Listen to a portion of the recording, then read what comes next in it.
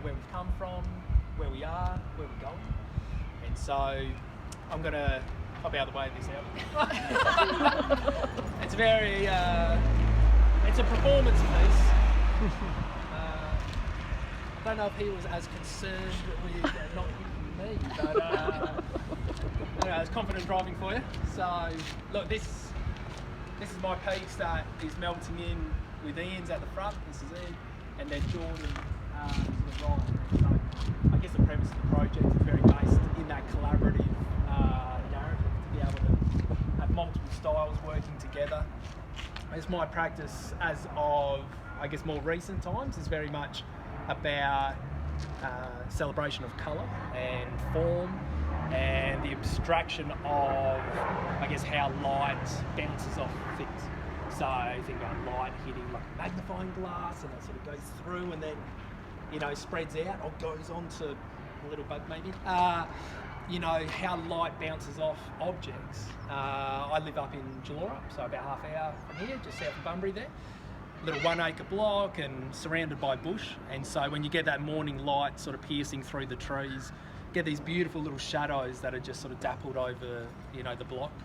And so a lot of these little sort of shapes and forms are inspired by that, and I guess how I connect that with, you know, the Chua Forest. And for us, Busselton is this is a holiday location. Even if it's only half hour away, Busselton represents that holiday experience, and so I wanted to have that relaxed, I guess, play, you know, with shadow and light.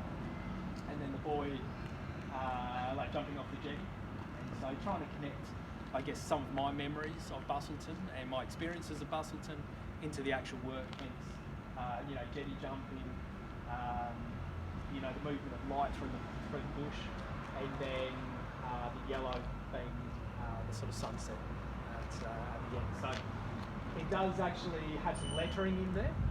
I won't geek out too much on typography and lettering, and you know, I love calligraphy and everything like that, thanks to my mum. It actually, the ampersand says N, and then down the bottom of it says something. So it's a little bit hard to see, but the S over there, there's a U in the middle, and then the N, which is a little clearer on the end. And that was very much just about, I guess, for me being down the coast, is everything you do ends sun. You know, that sort of always makes, I guess, the experience a little more special, being down here and being in that relaxed sort of holiday mode. So, yeah, that's, I guess that's the bulk of it. My practice is both public art in sort of murals. I also run an arts management business, so I manage mural festivals.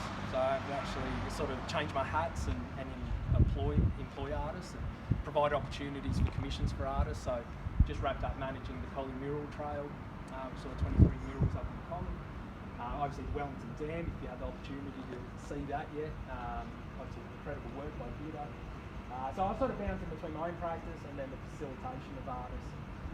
Kind of Jackie's role in some ways, you know, in coordinating and making sure that people have viable opportunities, you know, employment-wise within the art.